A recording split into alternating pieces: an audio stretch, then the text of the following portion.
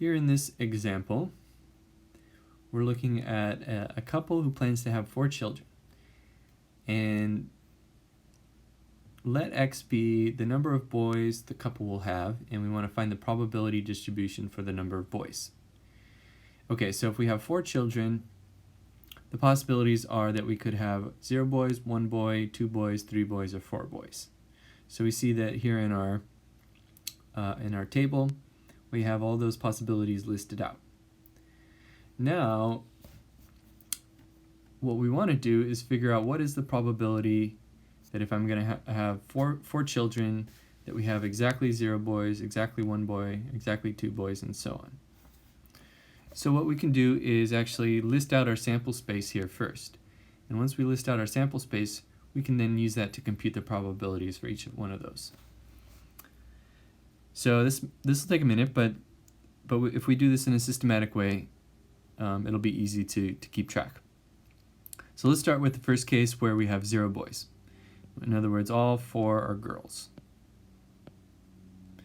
Okay, there's only one possible way for that to occur. Now let's look at all the different ways that we could have 1 boy. So that's either the first one is a boy, the others are girls.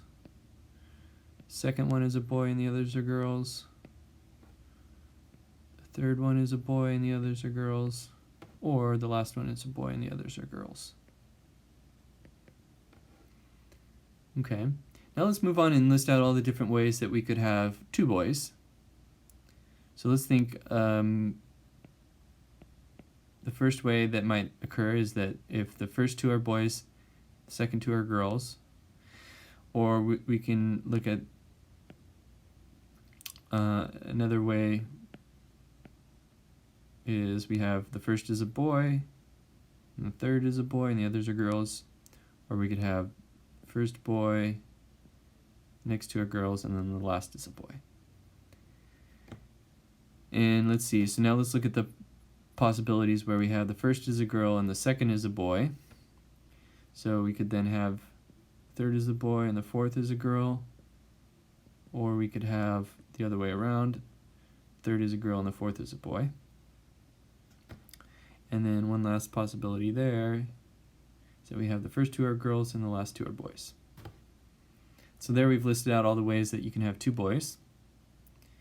Now let's list out the ways that we could have 3 boys. So that would be boy, boy, boy, girl, boy, boy, girl, boy,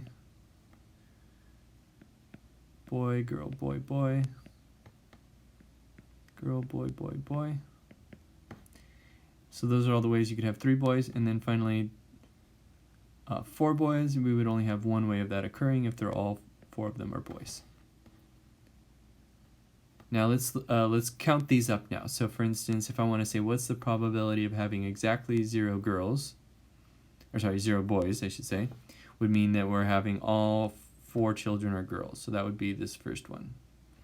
So there's only one way for that to occur. So we have a 1 out of, let's see, I think there's going to be 16 altogether. So we have a 1 over 16 probability of that occurring.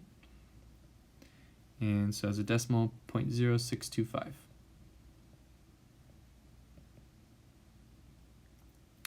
Now let's look at all the ways that we could have 1 boy, which we've listed out here. And there's exactly 4 of those. 4 over 16 is all the ways we could have 1 boy, so that would be